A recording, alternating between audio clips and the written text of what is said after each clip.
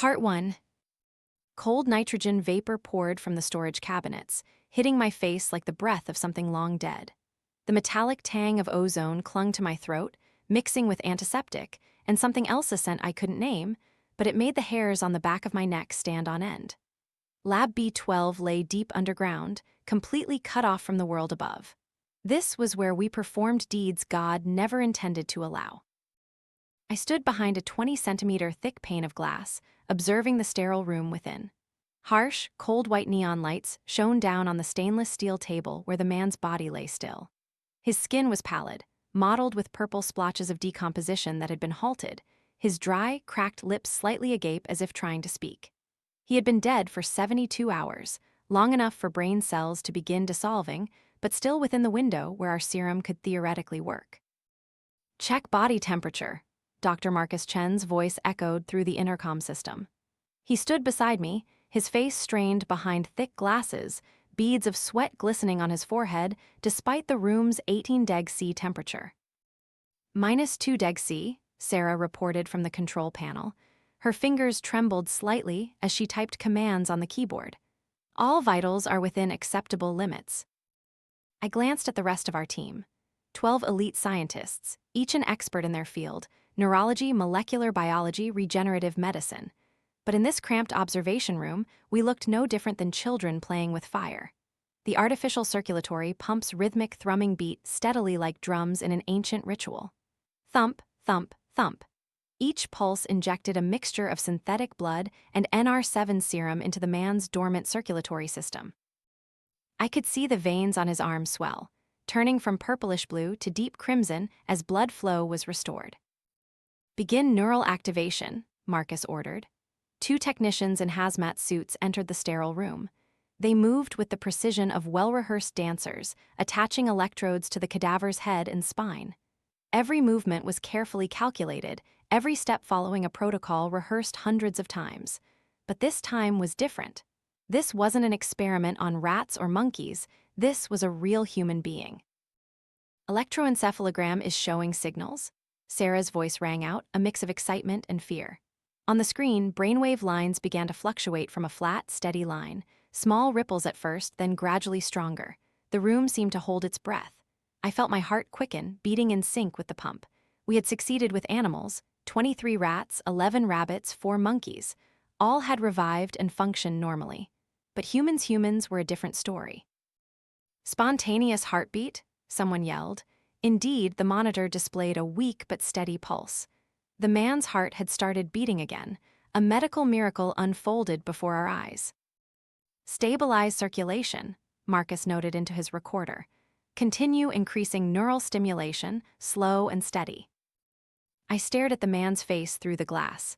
Something was wrong. In all animal experiments, the revival process had been smooth, almost peaceful.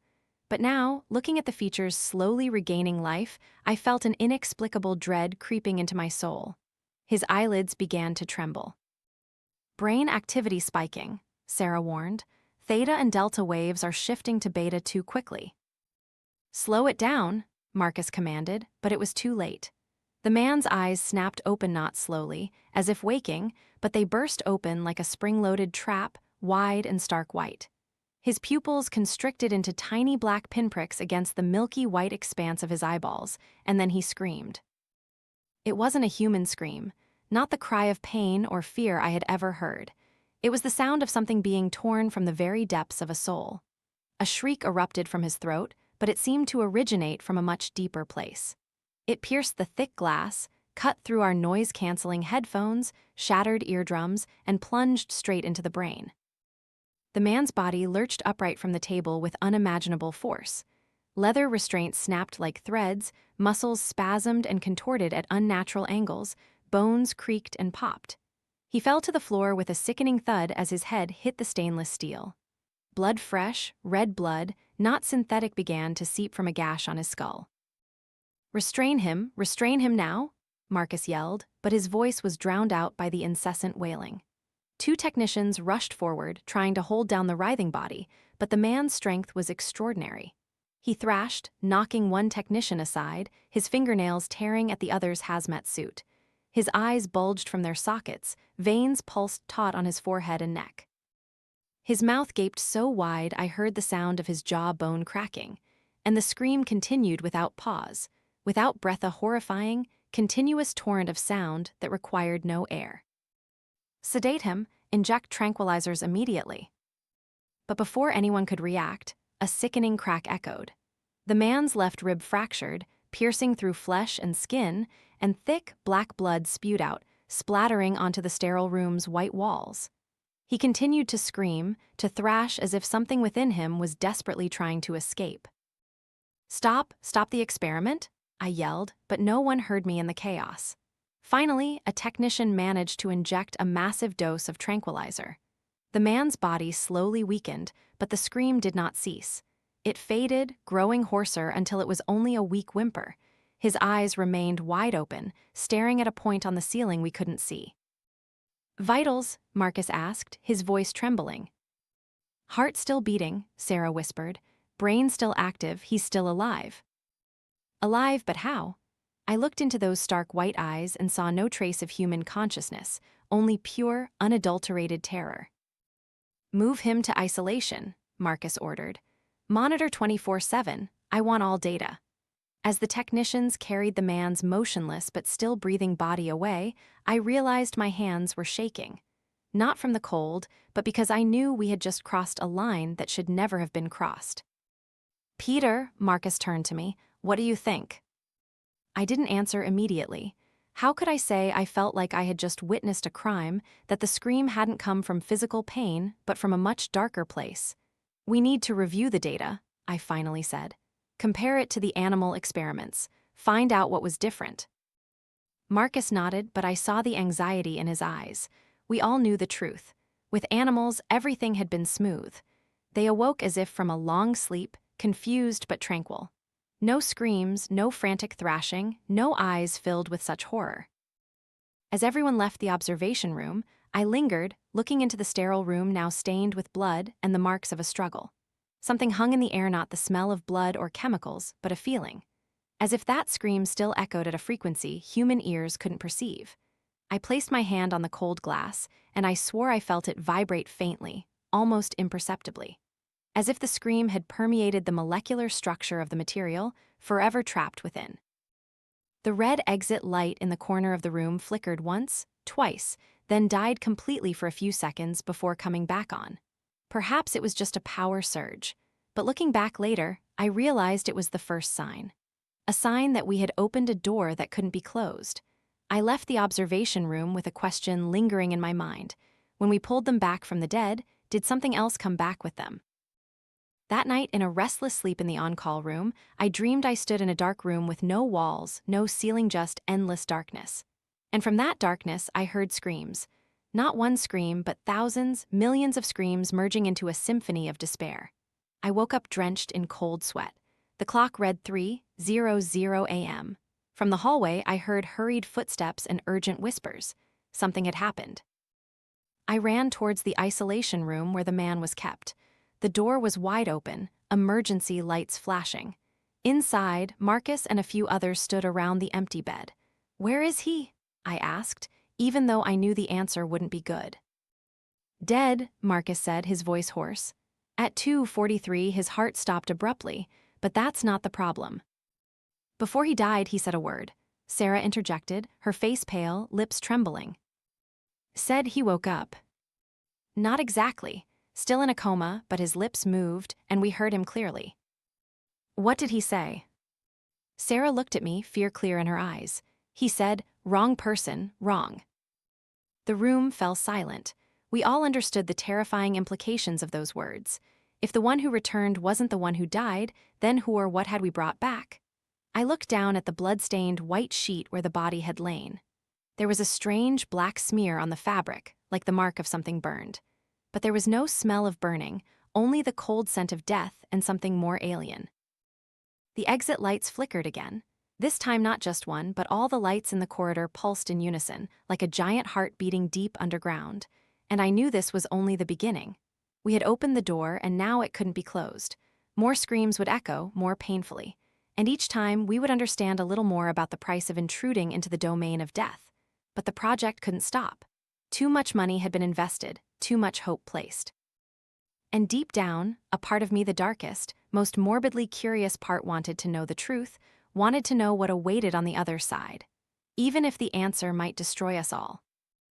I left the isolation room with heavy footsteps. Behind me, the ventilation system hummed, trying to remove the smell of death from the air. But I knew it would never be clean. Some stains had seeped too deep, some doors, once opened, could never truly close. And somewhere, in the darkness of this underground research facility, I still heard the distant echo of the first scream. It would haunt me forever. But I didn't know yet that it was only the prelude to the horrifying symphony to come. Part 2. The second scream erupted at 4:17 p.m. the next day. This time, we were prepared. 2-centimeter thick titanium restraints wrapped tightly around the middle-aged woman's wrists, ankles, chest, and forehead on the table. Her mouth was fitted with a stainless steel jaw spreader. A triple dose of tranquilizer was pre-mixed into the serum, but all those precautions were like thin paper against the coming storm. The body of Margaret Donnelly, 52, dead from a heart attack, lay still under the cold white lights. Her skin was the grayish-blue of exsanguinated flesh. Prominent purple veins crisscrossed her body like river maps on a dead planet. Her eyes were sealed shut, eyelids sewn with medical thread to avoid the horror of the last time. "Begin serum infusion," Marcus ordered through the intercom. His voice was dry, devoid of the excitement of yesterday. I watched from the control room where 15 monitors displayed every angle and biological vital. My heart pounded as the needle pierced Donnelly's exposed carotid artery. The murky yellow serum slowly flowed into her body, spreading like venom through her deceased circulatory system. "Body temperature rising," Sarah reported. -1 degree, 1 degree. On the EEG screen, wave patterns began to appear, slowly at first, then quickening. Too fast, just like last time, brain activity exceeding threshold. Sarah's voice was tense. Gamma waves spiking. And then it happened. Donnelly's body jolted. No, not jolted. She arched herself, bending like a bow drawn to its limit. The titanium restraints creaked under immense strain. The stainless steel table, bolted tightly to the floor, vibrated violently. The jaw spreader in her mouth began to warp. The scream didn't come from her mouth. It seemed to seep through every pore, every cell of her writhing body. A sound impossible for both the living and the dead, piercingly high and profoundly low at the same time, like the shriek of 1,000 souls trapped within one body. Cortisol levels increased by 2,000 times. Someone yelled, "The brain is burning." Smoke, dark, swirling smoke began to rise from Donnelly's scalp. Not ordinary smoke, it was an inky black and moved against the laws of physics, crawling along the ceiling like invisible fingers. The smell of burning flesh mixed with something acrid and metallic. Her eyes snapped open despite being sewn shut. The threads burst, tearing her eyelids. But underneath were not normal eyeballs. They were 2 deep black holes with what looked like red meteors streaking through them, as if gazing into another universe. A universe on fire. Cut the power now," Marcus screamed. But before anyone could react, Donnelly's ribs began to bulge. Not from the inside out, but as if invisible hands were pulling each bone from her ribcage. The cracking of breaking bones echoed, rhythmic, following a grotesque melody. Pop, pop, pop, asterisk. 12 ribs successively fractured and twisted outwards, piercing through flesh like withered white bony fingers. Blood didn't spray as expected. Instead, a thick, black, oily fluid oozed from the wounds. It didn't drip down, but crawled horizontally, painting bizarre patterns on the stainless steel table. "My God," Sarah staggered back. What's inside her? Through the gaping ribcage, we saw a heart, but it was no longer human. It beat with a frantic rhythm, swelling and contracting as if breathing. Its surface was covered with black nodules that shifted beneath the pericardium as if something living was inside. And each time it beat, the room trembled, lights flickering. The scream continued, now transformed into a gruesome chorus. Not just one voice, but dozens, hundreds of voices merged together. Men, women, children, all screaming in despair from the throat of one person. Body temperature 48 degrees, red alert throughout the room. 50, the brain is melting. Indeed, a pinkish liquid began to trickle from Donnelly's nostrils and ears. Her brain, or what used to be her brain, was boiling in her skull. Steam rose, carrying the scent of copper and sulfur. But the most horrifying thing had not yet happened. Donnelly's mouth began to widen. Not a normal widening, her jaw dislocated with a distinct asterisk crack popping out of its joint. The steel jaw spreader bent like soft candy, and from the depths of her throat, something began to slither out. At first, it looked like a tongue, but it was too long, too many. Dozens of small black tongues twisted together into a mass, reaching out of her mouth like hungry worms. They writhed in the air, searching, with tiny mouths growing along their bodies, opening and closing. "Shoot, shoot now," Marcus yelled at the security team. Gunshots echoed 1, 2, 3. Bullets pierced Donnelly's head, blowing apart half her skull. But the tongues continued to slither, now half a meter long, thrashing wildly. It wasn't until the 7th shot, a bullet straight into the deformed heart, that everything stopped. Donnelly's body slumped onto the table, the tongues retracted and disappeared into her throat as if they had never existed. The black fluid stopped flowing, solidifying into tar-like streaks. The room fell silent, save for the hum of the ventilator and the pounding hearts of the living. "Samples, tissue samples," Marcus stammered. "Get tissue samples, even the black fluid." But when the technical team entered, the black fluid had evaporated, leaving only charred marks on the stainless steel table. And Donnelly's body, it looked like it had been dead for centuries, withered and shriveled like a mummy. The emergency meeting was held under extreme tension.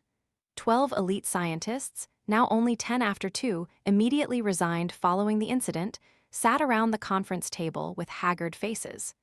Sarah sat next to me, her nails bitten deep into the flesh. Rodriguez incessantly rubbed his hands as if trying to wipe away something invisible.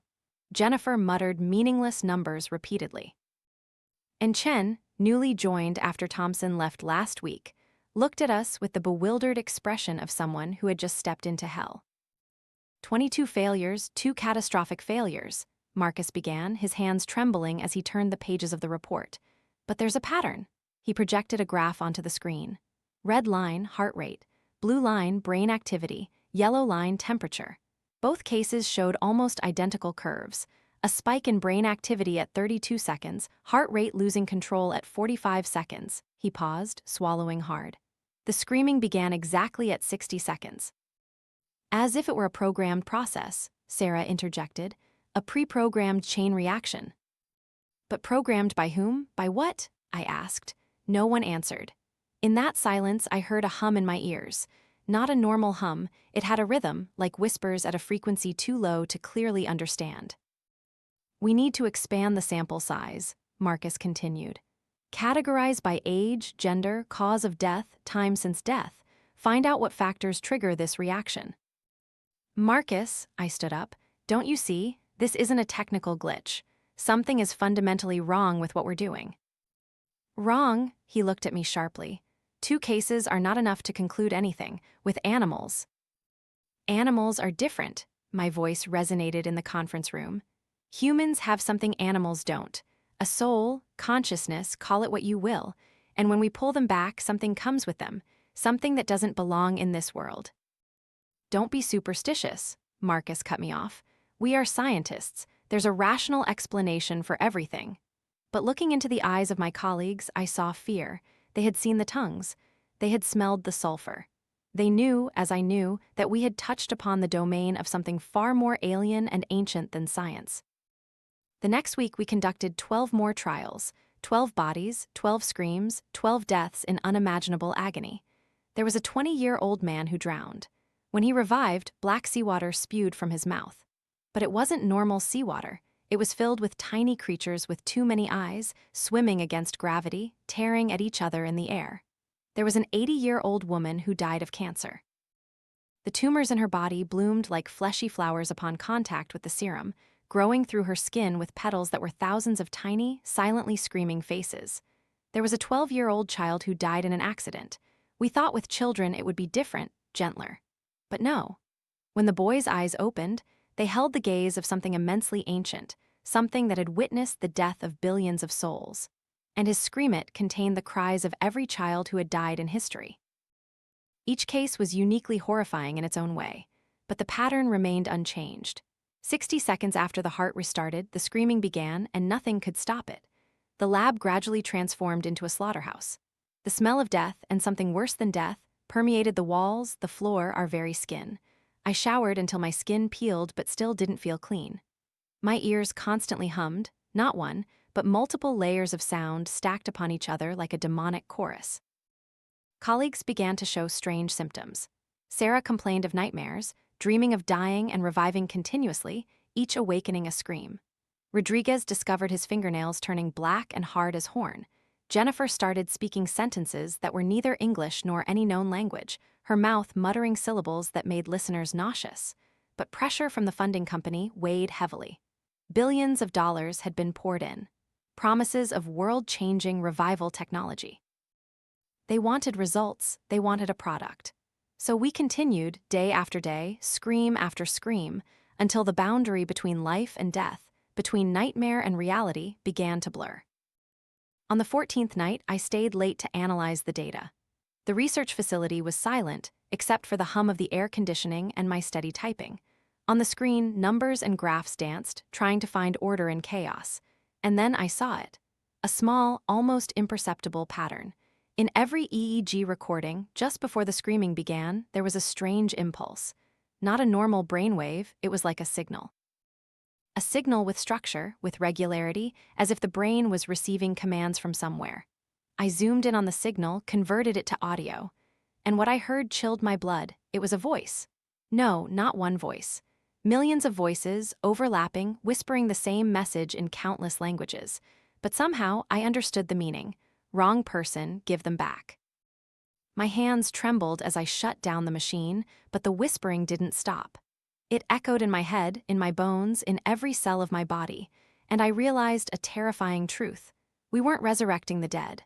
We were opening a gateway for something else to enter, and with each scream, the gate opened a little wider.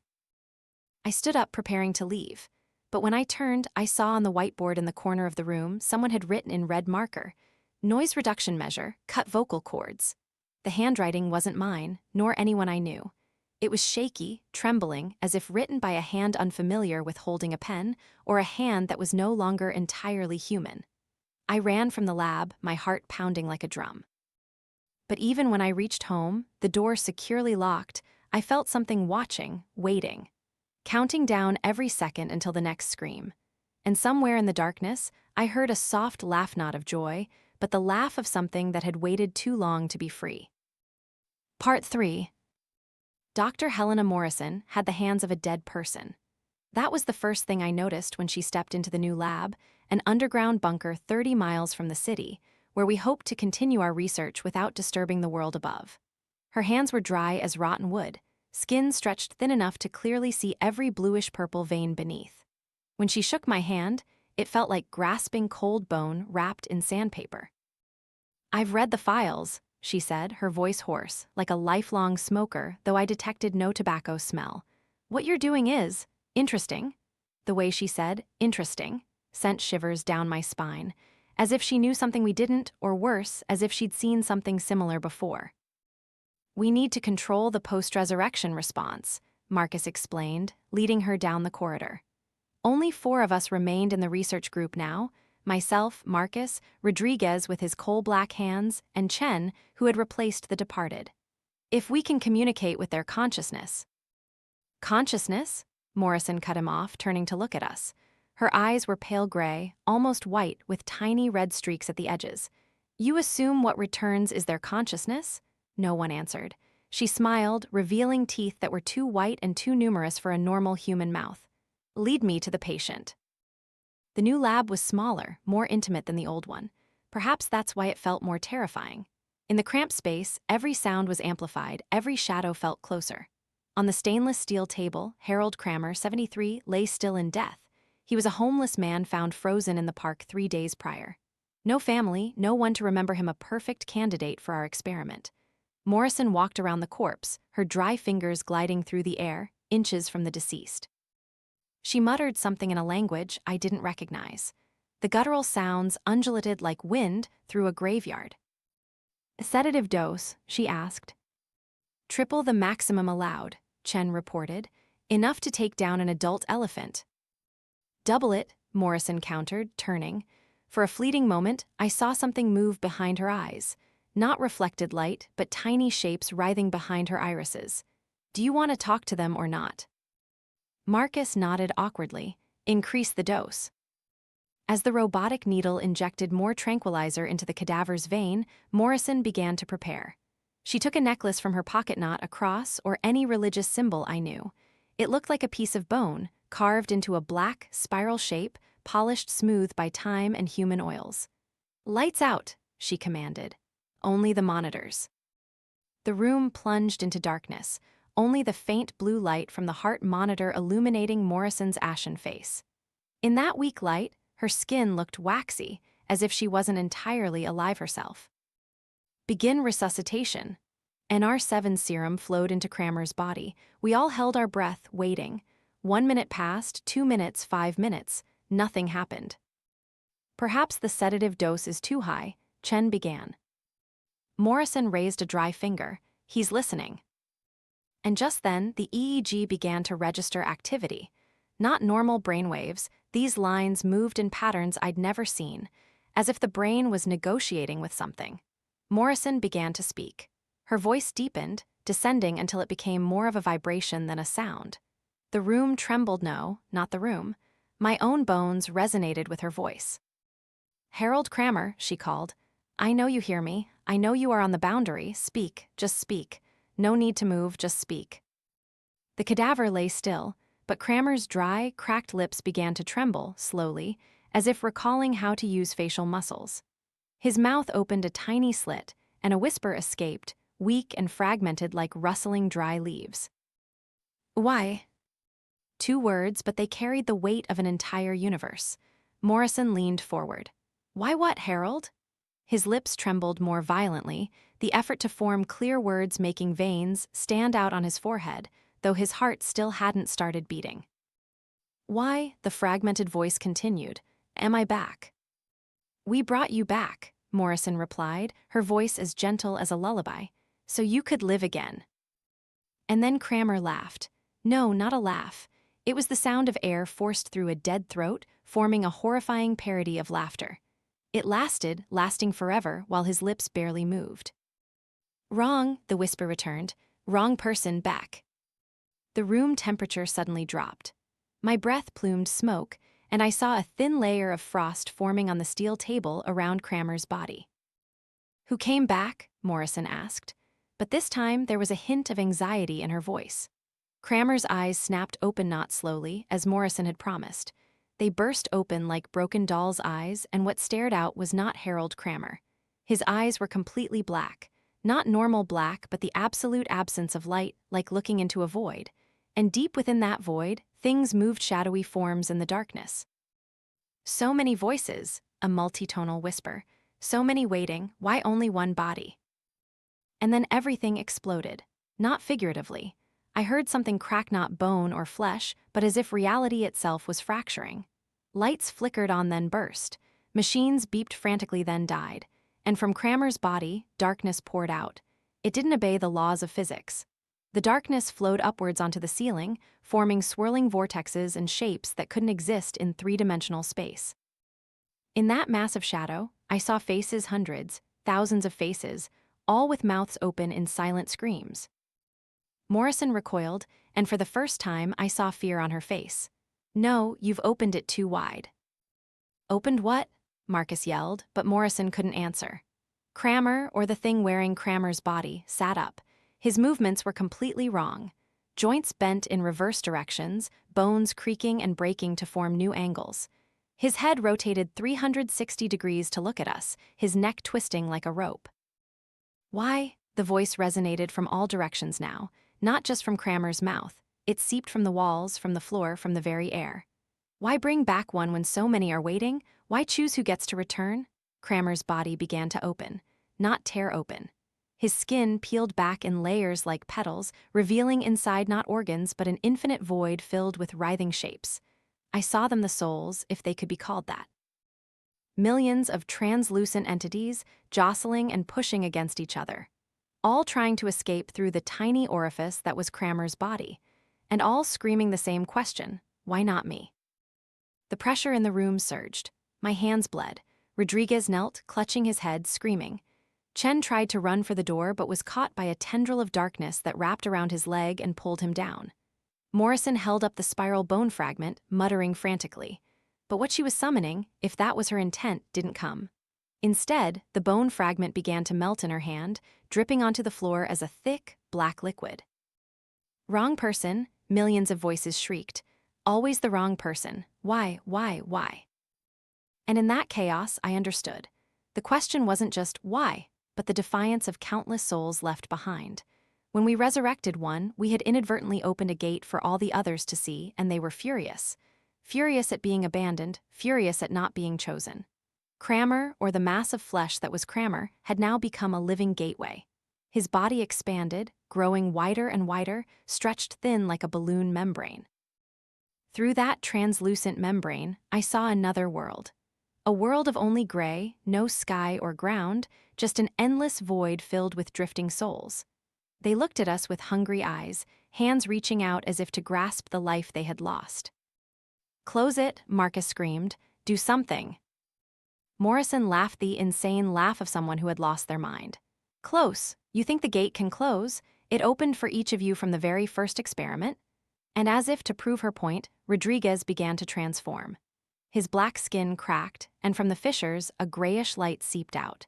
He screamed, but it wasn't a scream of pain, but the scream of dozens of different voices erupting from his throat. Chen too, his eyes became translucent, and I could see shapes swimming inside like fish in a tank. "Every time you revived someone," Morrison whispered, blood trickling from her nose, "you created more envy, more anger, more questions of why. And now they have the answer." "What answer?" She looked at me, her eyes now completely stark white, no pupils. No reason, no fairness, only blind randomness, and they cannot accept that. The room began to collapse, not physically, but disintegrating on a more fundamental level. The corners of the room vanished into nothingness, walls became translucent, revealing the endless gray world outside. I tried to run, but my feet felt stuck to the floor. Looking down, I saw my shadow was wrong. It had too many arms, too many heads, and it was pulling me down. "Peter," Marcus grabbed me, pulling me towards the exit door. We stumbled through the dissolving corridor. Morrison followed, her insane laughter echoing. Behind me, I heard the sound of millions of voices merging together, all asking the same question: why? We burst out into the sunlight, but even under the glaring light, the darkness clung to us. In every shadow, I saw faces. In every reflection, I saw the gray world.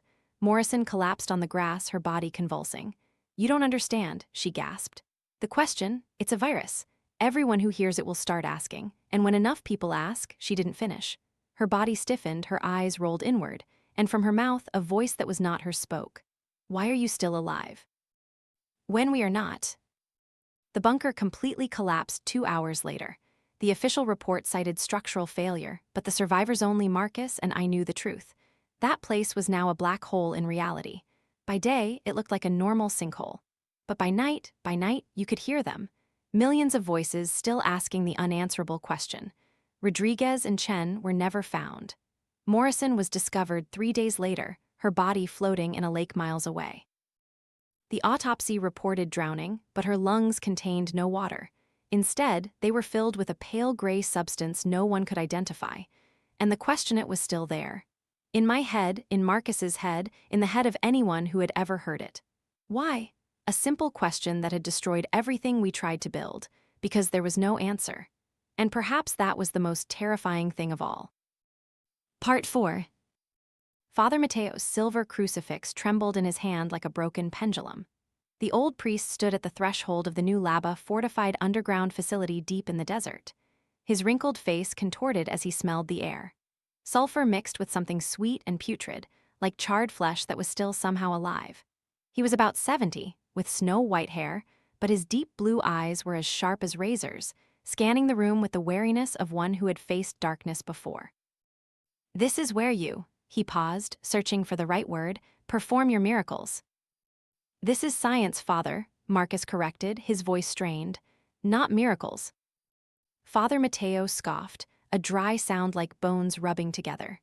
"Science or miracle, the boundary is sometimes thinner than you think, especially when you meddle with the realm of the dead.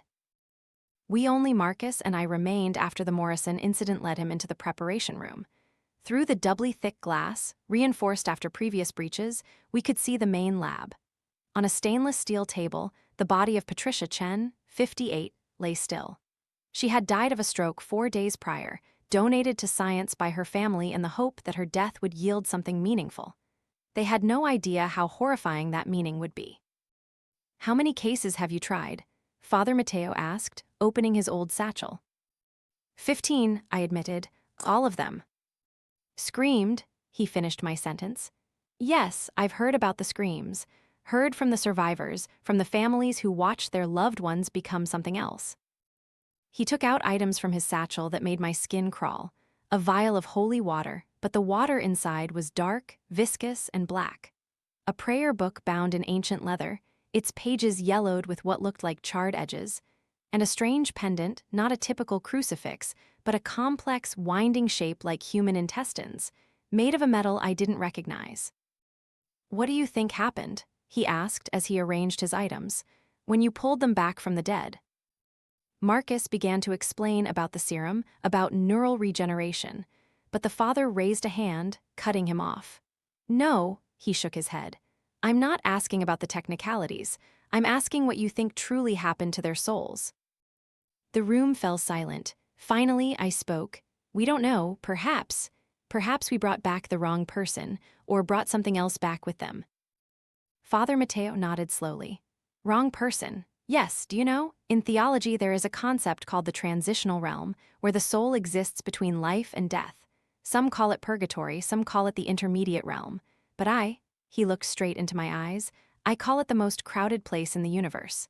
Billions of souls all waiting to be judged, to be freed, to return. And when you open a hole to pull one soul back, what do you think happens to the other souls jostling around?" My blood ran cold as I understood his meaning. They try to get in. "Not just get in," the father corrected. "They fight, they tear, they claw at each other for a chance to live again, and what finally crawls out is often not whole." He turned to look at Patricia Chen's body through the glass. "But perhaps, just perhaps, if I can create a sacred barrier, a clear boundary, I can help the asterisk right soul find its way back." "You can do that?" Marcus asked, his voice filled with hope. Father Mateo didn't answer immediately. He stared intently at the corpse, and I saw a bead of sweat trickle down his temple. "Something is wrong with this body," he finally said. "Has it been prepared?" "Serum injected? No," Marcus replied.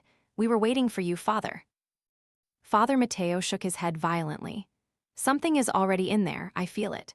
Cold and hungry." As if in response to his words, Patricia Chen's body twitched slightly, just a small twitch of a finger, but in the silent room, it resonated like thunder. "Impossible," Marcus whispered. "No serum, nothing yet." But the finger twitched again, then the whole hand, then the arm. Father Mateo stepped back. "It's too late. Whatever is inside has awakened." "What is it?" I asked, but I already knew the answer. "Not Patricia Chen," he said, "but something that has been waiting for this opportunity. Something that crept in when you opened too many doors." Patricia Chen's eyes snapped open. Not slowly, not naturally. They burst open like spring-loaded box lids, and inside were not pupils or irises, but 2 deep pits filled with a black, viscous liquid, bubbling like boiling tar. And from her mouth, though her lips didn't move, a voice echoed, not one voice, but dozens, hundreds of voices merged together. "Priest, we remember your scent, the scent of those who tried to stop us." Father Mateo clutched the crucifix, his knuckles white. "In the name of the Father and of the Son." Laughter erupted, a horrifying sound like bones grinding together. Patricia Chen's corpse sat up, her head twisted at an impossible angle to stare directly at us through the glass. "Your God has no power here," the polyphonic voice continued. "This is the land of those who are neither born nor dead, of those trapped between 2 worlds." Patricia Chen's skin began to blister, not normal swelling, but as if hundreds of things were crawling beneath her skin, pushing and shoving to get out. Each bulge formed the shape of a screaming face. "Begin the ritual," Marcus yelled. "Now!" But Father Mateo had lost hope. I saw it in his eyes as he hastily donned his stole, sprinkling the dark, holy water around him. Too late for normal rites, he said, now only to try and prevent it from spreading.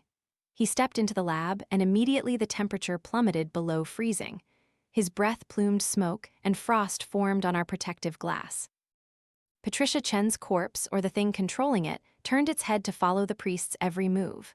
Her mouth opened wide, wider than possible, her jaw dislocated with a distinct crack, and from the depths of her throat, something began to emerge. Not tongues, but an arm of bluish-purple, decomposing human arm with long, black, claw-like fingernails. It reached out, waving in the air as if searching for something to grasp. "Stay back," Father Mateo held up the crucifix. "In the name of..." A second arm emerged from the gaping mouth. Then a third, a fourth. They reached out from Patricia Chen's throat like grotesque branches, each arm belonging to a different body. There were childlike arms with smooth skin, old arms covered in sores, arms burned black as charcoal, and all reached towards the priest. Father Mateo began to chant in Latin, his voice echoing in the enclosed room. But with each chant, Patricia Chen's corpse swelled larger. Her skin expanded like a balloon, gradually becoming translucent, revealing what was inside, not organs but a teeming crowd. Hundreds, perhaps thousands, of miniature human figures jostled inside Patricia Chen's body like maggots in a rotten apple. They pushed, shoved, and clawed at each other, all trying to escape through the gaping mouth. "My God," Marcus whispered beside me. One of the arms reached the father, grasping his stole. Immediately, his skin blistered and turned black at the point of contact, as if burned by acid. He screamed in pain, trying to pull away, but the arm held fast. More arms reached out, seizing him. They dragged him towards the swelling corpse. Patricia Chen's mouth was now horrifyingly wide, like a black hole leading directly to hell. "No," I pounded on the separating glass. "Stop!" But no one heard me, or if they did, they didn't care. The father struggled, the crucifix falling from his hand. When it hit the ground, the metal began to melt, bubbling into a puddle of silver liquid. "Mistake," the voices from Patricia Chen's corpse resonated. "You thought faith could stop us. We are those rejected by both heaven and hell. We do not belong to your God." With a horrifying tearing sound, Patricia Chen's skin burst like a punctured water balloon. Her body deflated, and from within, something poured out.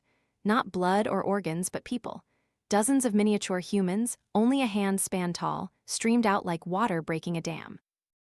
They had the appearance of normal people, men, women, children, but their eyes were completely black, and their mouths were open in eternal, silent screams. They swarmed over Father Mateo like ants, biting and tearing at his stole, his flesh. Each bite left a black, frothing mark. He screamed, struggling, but there were too many. "Open the door," Marcus yelled at me. "We have to save him." But as I reached for the door lock, a hand clamped onto my shoulder, cold as ice. I turned and saw Rodriguez, or what used to be Rodriguez. His skin was now completely black and glossy as coal, and his eyes were filled with tiny human figures swimming back and forth in his eyeballs like fish in a tank. "Don't," he said, his voice not his own. "Let the priest understand. Let him know what happens when you try to stop us." Over Rodriguez's shoulder, I saw more. Sarah, Chen, Jennifer, all those who had died or gone missing. They stood there, skin glossy black, eyes filled with tiny, trapped souls. "You people," I whispered. "We were the first ones," Sarah said, her mouth split into a wide grin, revealing thousands of tiny, serrated teeth growing in rows. "The ones who opened the door, and now we are the door."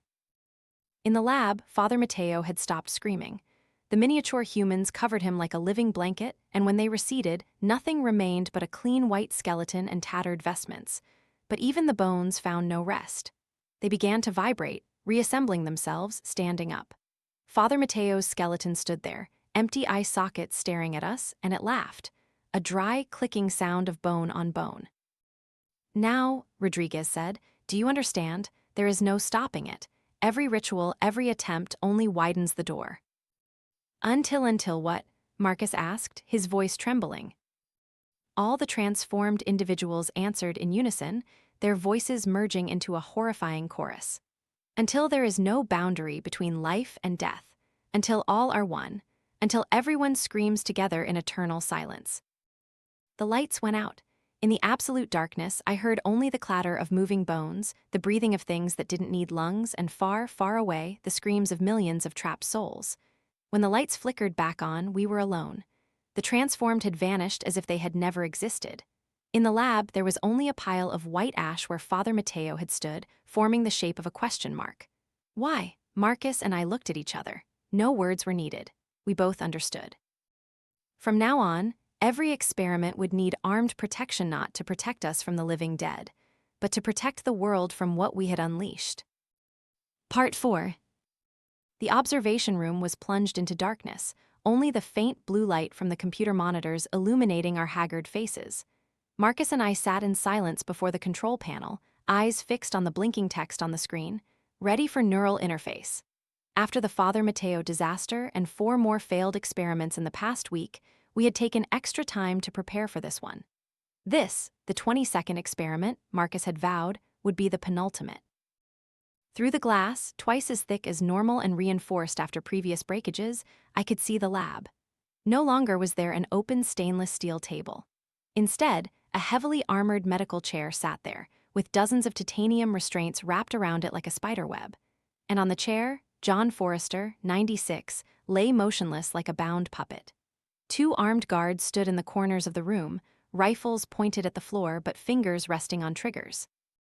They wore full body armor, bulletproof masks covering their faces like 2 black statues, motionless and cold.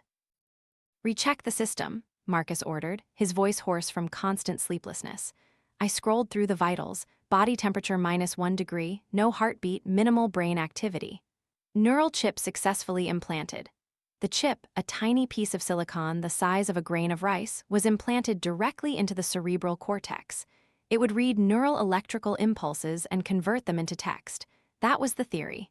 In reality, "Begin serum injection," Marcus said, but this time was different. Along with the NR7 serum, we injected a special concoction, the strongest neuromuscular inhibitor ever synthesized. It would completely sever the connection between the brain and the body.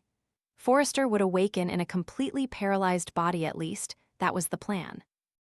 A precise robotic needle pierced the carotid vein, and the murky yellow serum slowly flowed into the elderly body. I watched every drop, every milliliter, my heart pounding in my chest. 1 minute passed, 2 minutes, 5 minutes. The screen remained blank.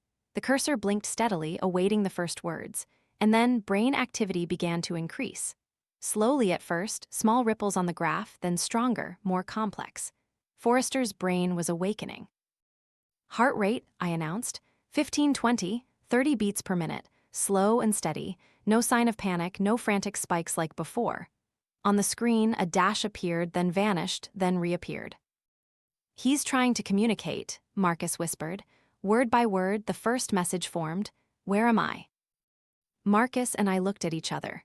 This was the first time a revived subject could communicate normally. I typed on the keyboard, "You are in the lab. Do you remember your name?" A pause, then, "John Forrester, 96 years old, I died." "Yes," I typed, "but we brought you back. How do you feel?" This time the pause was longer. The cursor blinked as if hesitating. Finally, "Very cold, and there's someone else here." My body tensed. "What do you mean, someone else?" "Not in the room, in my head, looking through my eyes." Marcus gripped my shoulder. In the lab, I saw the 2 guards subtly raise their rifles slightly. "Who is in your head?" I typed, my fingers trembling. "Don't know, but he's angry. He says you're not allowed to know." "Know what?" The screen went black for a few seconds. When it lit up again, new text appeared at a frantic pace. "Who is he? Who is he? Who is he?" It repeated, filling the screen. And amidst the repetitions, another sentence crept in, "You are not allowed to know what is on the other side." In the lab, the impossible happened. Forrester's eyes, which had been closed from the start, began to open, slowly, like old doors opening after years of being shut. But when his eyelids parted, what lay beneath were not human eyes. They were 2 tiny glowing screens with a cold blue light, exactly like the computer screens we were looking at. And on those screens, text scrolled at breakneck speed, millions of words, millions of sentences, all questions.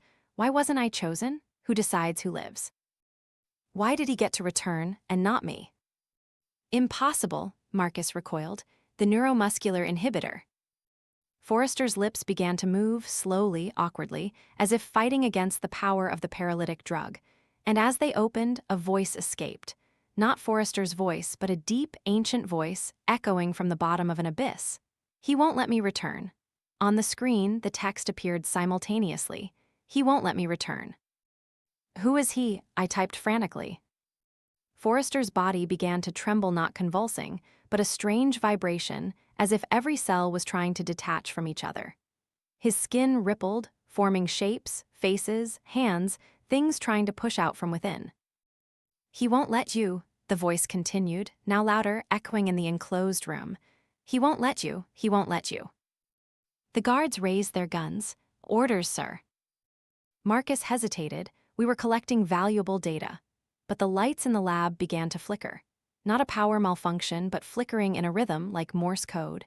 And I recognized that rhythm. It was a heartbeat. Someone else's heartbeat, not Forrester's. On the screen, a new passage of text appeared, not typed by me. "He is everywhere, in the spaces between atoms, in the silence between thoughts. He is the gatekeeper, and he never sleeps." Forrester's body began to swell. Not normal swelling. His skin stretched like a rubber balloon, gradually becoming translucent. And inside, I saw not organs, not bones, but an infinite void filled with wires. Billions of tiny wires, interwoven complexly like a neural network, all glowing with blue electrical impulses. And at the center of that network, something was forming. A face, no, many faces. They appeared and vanished in the electrical grid like images on a distorted television. Each face was screaming, silently, mouths agape in endless despair. "Shoot," Marcus ordered. "Shoot now." But as the guards pulled their triggers, something strange happened. The bullets flew out of the barrels and stopped midair. They hovered there, rotating slowly as if held by invisible hands. Forrester, or the thing inhabiting Forrester's body, turned his head to look directly into the camera. His eyes were now two deep black holes, and from their depths, I saw countless tiny screens stretching into infinity. Each screen displayed a different version of this observation room, of us, repeating endlessly like two mirrors facing each other. "You want to know the truth," the voice resonated from every speaker in the building, not just the lab. "The truth is there is no door. There never was, only the illusion of a boundary, and the gatekeeper. He doesn't guard the door to keep us out. He guards the door to keep you from looking in." Forrester's body began to melt, not flowing downwards, but inward, as if being sucked into an infinitely small point.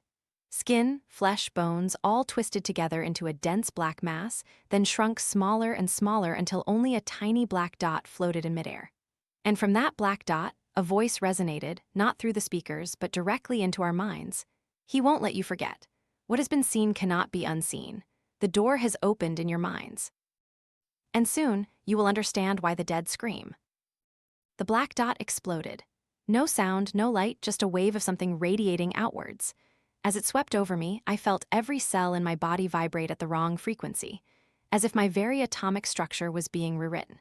When the wave passed, everything seemed normal. But I knew, we all knew, that something fundamentally had changed. In the lab, there was no trace of Forrester, only the bullets clattering to the floor. And on the wall, written in what looked like bone ash, a message: "The dead are never silent, you just haven't learned to listen." Marcus slumped into his chair, his face pale. "It's over," he whispered. "No more experiments."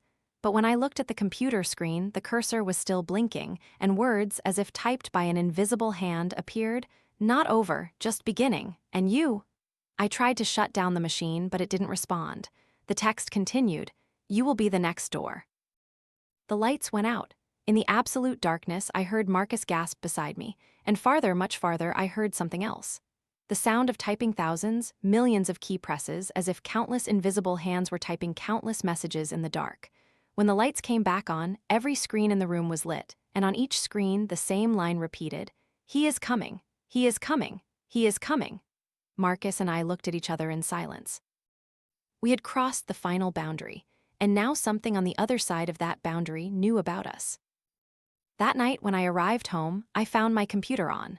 On the screen, a Word document was open, and in it, written in a font I'd never seen, characters twisting like nerves, a single sentence. "Sleep tight. The gatekeeper is watching." The computer screen flickered, and the words appeared as if typed by a trembling, invisible hand. He won't let me return. You are not allowed to know. I sat stiffly before the control panel. Cold sweat trickled down my spine. John Williams, 42, drowned. The last in this insane series of experiments. Unlike previous cases, this time we had implanted the neural chip beforehand, waiting 3 days to ensure everything was stable before injecting the serum. But then the new cadaver arrived. No one ordered it, no paperwork, just a refrigerated van pulling up at 3:00 a.m. And when security checked, they found a body carefully wrapped in a body bag. Attached to the bag was a slip of paper with the scrawled words, the last one, John Williams, 42, drowned.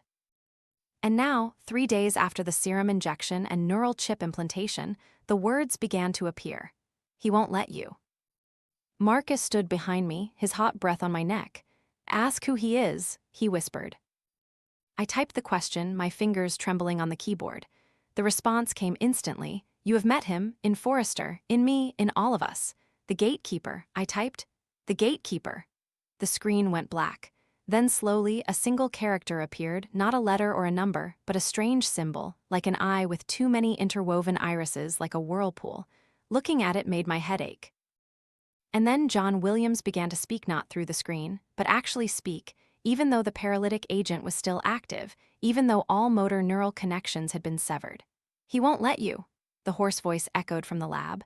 I looked through the glass and saw Williams' lips moving, but the movements were completely out of sync with the sound, as if the voice came from a much deeper place. Williams' heart rate on the monitor began to increase, 60, 80, 100. And strangely, I felt my own heart beating in the same rhythm, thump, thump, thump, fast to the point of pain. Stop, Marcus grabbed my shoulder. Your heart. But I couldn't stop. I couldn't tear my eyes from the screen because new text was appearing, and this time it wasn't English or Vietnamese. They were characters I'd never seen, twisting and writhing like worms. But somehow I understood the meaning. The boundary is thin. The Gatekeeper is weary. And we, all of us, are waiting. A small sound echoed, not from the speakers, not from the lab, but right in the observation room right behind us. I turned slowly. In the corner of the room, where the shadows were darkest, there was something. An indistinct shape, like smoke but denser than smoke. It moved, undulating, and I realized it was a door. Not a physical door, but a void in space about 2 meters high, 1 meter wide, its edges ragged like a wound. And inside that void was pure darkness, not the absence of light, but the negation of the very concept of light. No, Marcus recoiled. Impossible. From the door of darkness, a hand reached out. Not a human hand. It had 5 fingers, yes, but each finger branched into 5 smaller fingers, and so on, infinitely. A fractal structure of flesh and bone, so complex that looking at it made my brain refuse to process the image. The hand grasped the frame of the dark door and pulled. A body began to crawl out. It was John Williams, but not the Williams lying in the lab. This was a different version, the grayish-green skin of a drowned man, black seawater oozing from every pore. His eyes were wide open, but instead of eyeballs, they were 2 deep holes filled with dead fish. I am the real one, Williams said from the doorway, his voice bubbling as if speaking underwater. The other one is a fake. He wouldn't let me return to my proper body, so I had to find another way. In the lab, Williams on the table began to convulse. No, not convulse. He was trying to sit up, fighting against all the restraints and paralytic drugs. Muscles bulged beneath his skin, blue veins stood out like ropes. He won't let you, both Williamses said simultaneously, their voices merging into a chilling double sound. He never lets, only takes and holds forever. Williams from the door stepped out completely, leaving a black trail of water on the floor. He advanced towards us, each step accompanied by the gurgling sound of water in his lungs. You want to know the secret? He laughed, black seawater spewing out. The secret is there is no death, only layers, layer upon layer, and the Gatekeeper, he decides who is on which layer. On the screen, text appeared frantically, asterisk, but we found a way. Through you, you are the loophole, you are the weakness. And now asterisk Williams' mouth on the table opened wide, wider than possible. His jaw dislocated, his facial skin tore, and from deep within his throat, another voice emerged, deep, ancient, inhuman. He won't let you know. This time the voice made the entire room tremble, the observation glass cracked, lights flickered. And in the dark moment between two flashes, I saw the Gatekeeper. It cannot be described by human words. It was too vast, too complex, existing in too many dimensions at once. But the impression I got was of countless doors. Billions of doors forming a shape vaguely human. Each door opened to a different world, a different layer of reality. And behind each door was a screaming face. "Shoot!" Marcus yelled at the guards. "Shoot both of them!" Gunshots rang out. Bullets passed through Williams from the door as if he were made of water. In the lab, bullets embedded themselves in Williams on the table, fresh red blood gushing out, but neither stopped speaking. "He won't let you." The large, angry voice turned into a scream, but not a scream with a voice. Williams from the door began to melt. His body flowed down into a puddle of black water. And from that puddle, hundreds of tiny arms reached up, waving in the air. Williams on the table was also transforming.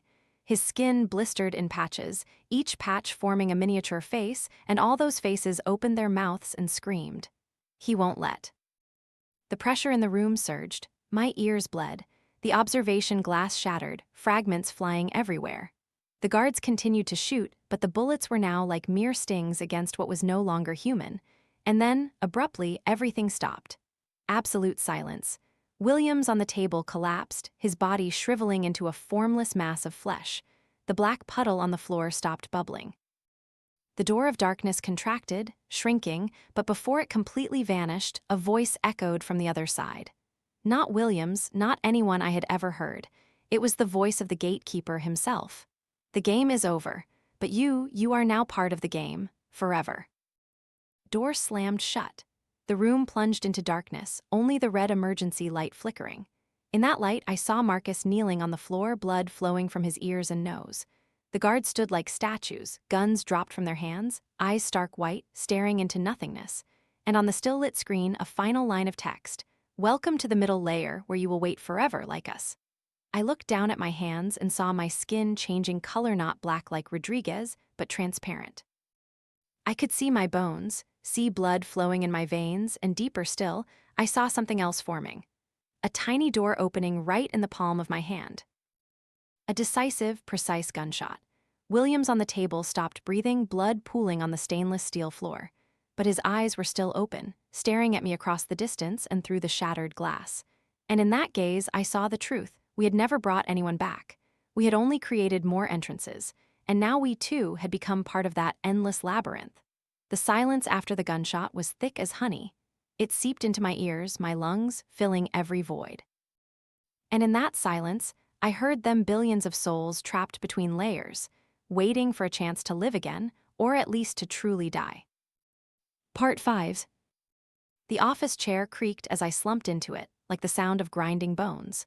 48 hours had passed since everything collapsed. 2 years of research, 23 failed experiments, and now I sat in this empty room, no machines, no monitors, just a worn wooden desk and an antique typewriter. They said electronics weren't safe anymore, that they could infiltrate through networks. White paper lay before me, awaiting the final report. But my fingers hovered over the keys, not knowing where to begin. My ears still hummed, not the normal ringing after a loud explosion. This was different, an acoustic void, as if every sound in the world had been sucked into an invisible black hole. Even my own heartbeat felt distant, faint, echoing from the bottom of a deep well. I typed the first line: "Incident report, Project NR7 classified." The bold letters on the paper looked alien, archaic, like artifacts from another Aryan era when death was still a clear boundary. The door opened, and Marcus walked in, or what was left of Marcus. One side of his face was scarred from the chemical explosion when we tried to destroy the lab. His skin was rough, flushed red like raw meat. But what was more terrifying were his eyes. The healthy one stared straight ahead, while the injured one constantly darted around as if tracking something invisible moving in the room. "They want the report by morning," he said, his voice hoarse. "Full, detailed, explainable." I scoffed. "Explainable? How do you explain Williams existing in two places at once? The Gatekeeper, the door we opened." "Write what can be written," Marcus cut me off. "Technical malfunction, abnormal chemical reaction, hallucinations from toxic gas, anything but the truth." He placed a thick envelope on the table. Bonus and a non-disclosure agreement. Sign it, take the money, and never speak of this again. I opened the envelope. The amount inside was enough for me not to work for 10 years, maybe 20. Along with it was a thick contract filled with legal clauses I didn't fully understand. "Where's Rodriguez?" I asked. "Chen, the others." Marcus was silent for a long time, his injured eye spinning faster as if in a panic. "No Rodriguez," he finally said. "No Chen. The records show the project only had you and me. Understand?" Understood. They had been erased not just from the project, but from existence itself, as if they had never been. Marcus left, leaving me with the blank paper and the heavy silence. I began to type, word by word, trying to translate the nightmare into harmless scientific terms. Experimental subject 20, John Williams, exhibited an abnormal reaction to the serum. But the more I wrote, the more I realized the futility of it. How could science explain doors opening in human flesh? Voices echoing from the void? My own skin becoming transparent, seeing the tiny door in the palm of my hand. I looked down at my hand. My skin was still normal, opaque, and rosy. But sometimes, in the corner of my eye, I saw it flash transparent for a fraction of a second, revealing bone and something dark beneath. Night fell.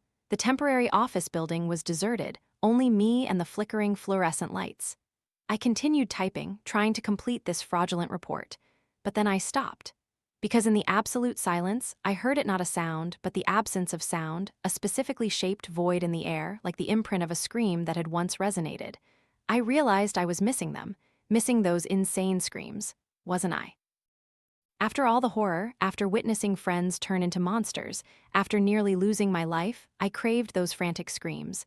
Because at least they were evidence. Evidence that there was something after death, that consciousness didn't simply wink out like a candle. The screams, however terrifying, were still the screams of life distorted, warped, but still life. This silence, however, this silence promised nothing. I stood up and walked to the filing cabinet in the corner of the room. Inside were reels of tape, hard drives, notes from 2 years of experiments. All were marked for destruction, but I couldn't. I pulled out an audio tape from the first experiment, placed it into an old tape player, and pressed play. The scream of the first man erupted, tearing through the silence. It was as horrible as I remembered, inhuman, agonizing, despairing. But strangely, it brought me a sense of comfort.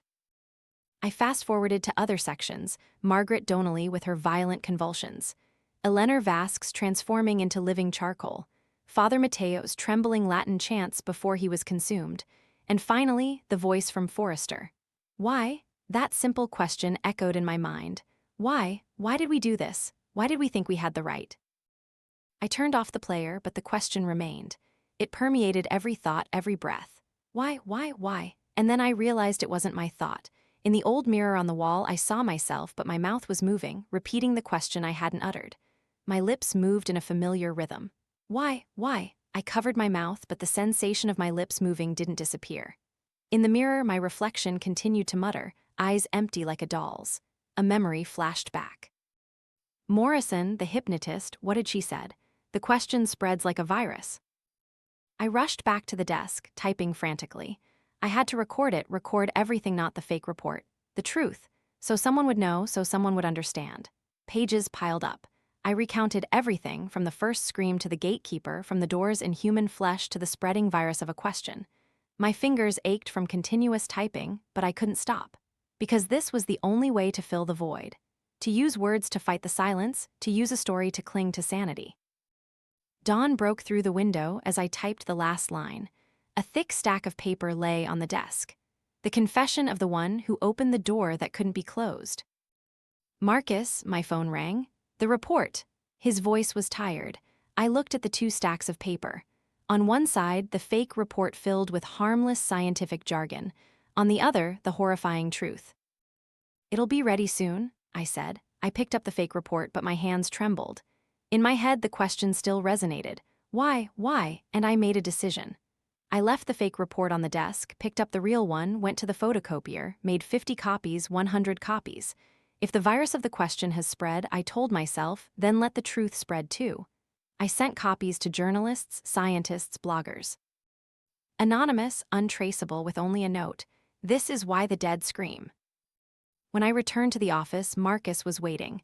He held the fake report, nodding with satisfaction. "Good," he said. "Now we can forget." But as he turned away, I saw a small black mark on his collar, like a burn but shaped strangely like a miniature door. We would never forget. None of us could. Tonight, in my empty apartment, I sat before the computer screen, the cursor blinking steadily, waiting. I knew I shouldn't, but the void was too vast, the silence too heavy.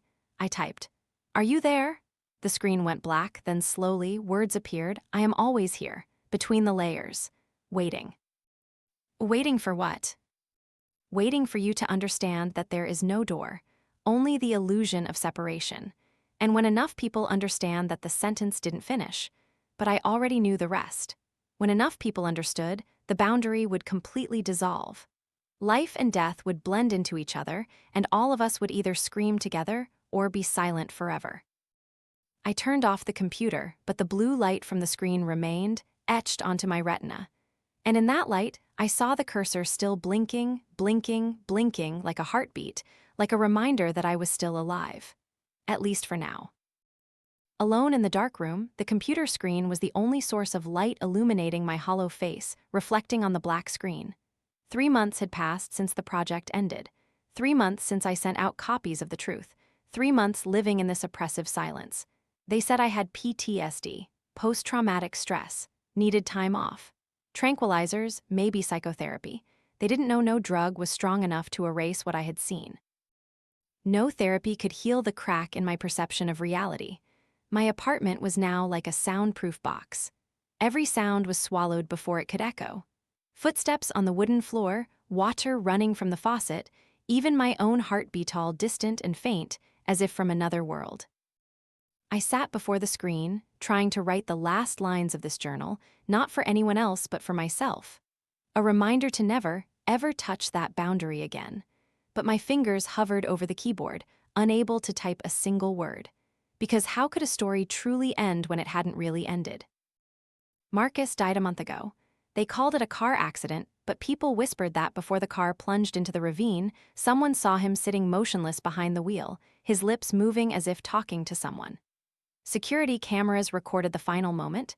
He turned to the empty passenger seat, nodded as if listening to instructions, then steered straight down. Rodriguez, who, according to official records, didn't exist, still haunted me. Sometimes I saw him in the mirror, standing behind me with coal-black hands, but when I turned, there was only darkness. Some said they saw a humanoid shadow wandering in the old neighborhood where he used to live, but no one dared to get close enough to confirm. Sarah vanished completely. Her house was empty, belongings intact, as if she had just stepped out for 5 minutes. But on every wall, written in what looked like scratched fingernails, were thousands of tally marks. Someone counted a total of over 14,000 marks, exactly the number of seconds in 4 hours, 6 minutes, 32 seconds. The time from when she called to say she heard James's voice until she disappeared. As for me, I'm still here, still breathing, still with a heartbeat. But sometimes I wonder if this is truly living. Every night I lie in absolute silence and wait. Wait for the screams to return, for the door to open in my bedroom, for the gatekeeper to come claim his due. But nothing happens, only the thick, heavy silence pressing down on my chest like a wet shroud. And the terrible thing is, I miss those insane screams. Don't I? After all that happened, I crave the sounds that once terrified me.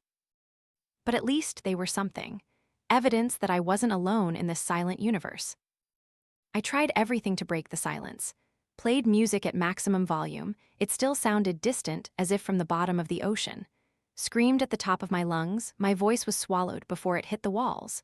Smashed a window, the sound of breaking glass died out like a match falling into water. This silence isn't natural. It is weight, texture, its own will. It crawls into my ears, seeps into my brain, fills every void in my body. Sometimes I feel it even in my blood, in my bone marrow, gradually replacing what makes me human. I opened the last audio file on my computer, the recording from the lab, the night everything ended. William's distorted voice echoed through the speakers. He won't let me return. But this time I heard something else in that voice, not just despair or anger, but envy. Yes, it was envy. Envy of us, the living, the ones who could still choose. I turned off the file, but the voice still echoed in my head, and I realized a truth. The experiments may have ended, but the consequences have not. We open the door, and even if it's closed, What we experienced is still here, in this world, in us. My phone vibrated an unknown number. I hesitated, then picked up. Silence, but not normal silence. This was a living silence, swollen with suppressed sounds, as if 1,000 voices were trying to scream but were muffled. "Hello?" I asked. A long sigh echoed, not a breath from lungs, but like wind blowing through 1,000 slightly open doors. "We are still here." The voice didn't belong to one person. It was a composite of all the dead in the lab, the trapped souls, the entities from beyond the boundary. "You opened the door but didn't let us fully in, neither living nor dead, stuck in the gap." "I'm sorry," I whispered. "We didn't know." Knowing or not knowing does not matter. The door has opened within you, and soon, the call disconnected. I called back, but the number didn't exist.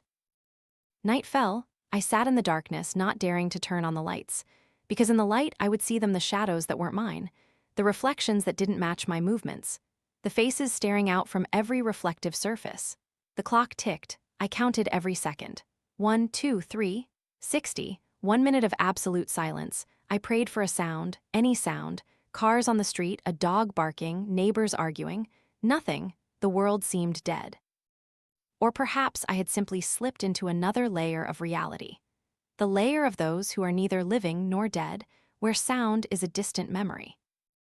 I recalled the early days of the project when we experimented on animals. Rats, rabbits, monkeys, all revived smoothly, calmly, as if from a long sleep. No screaming, no grotesque transformations. Playing God, someone had joked at the time. Now, thinking back, I felt sick. It wasn't that we were playing God. We were playing with something that even God dared not touch. My computer turned on automatically. I didn't touch it, but the screen lit up. A Word document opened, the cursor blinking, and words, as if typed by an invisible hand, appeared. "Soon it will be time." Time for what? I typed the question. When the boundary completely dissolves, when all doors open at once, when screaming and silence become one. How do we stop it? A long pause then. You cannot stop it. You can only choose to scream or to be silent. What do you choose? The question hung on the screen. I stared at it, realizing this was the final choice. When the boundary collapsed, when life and death merged, did I want to be the one screaming or the one silent? And in that moment of despair, I uttered, "Now I wish for the screams again." Because screams, however horrifying, are still an expression of emotion, of vitality. This silence is true death. The desk lamp flickered softly, once, twice. Perhaps it was just a power surge. Perhaps I was just too tired. I didn't check, didn't want to know. I typed the last lines into my journal. If anyone reads this, remember, never try to bring back the dead. Not because they will scream, but because one day the whole world will be silent like them. And when that happens, you will remember the screams as you remember an old friend. I saved the file, shut down the computer, sat in the darkness, and waited. Waited for the day the boundary would collapse, waited for the screams to return, waited for the silence to consume everything. But most of all, I waited for the answer to the question that echoed endlessly in my head. Why? Why did we think we could conquer death? Why didn't we heed the warnings? Why? Why do I still want to hear them scream? The lights flickered one last time, then died completely. In the absolute darkness, I heard it, the whispering from countless opening doors, from countless waiting souls. Soon, soon, soon.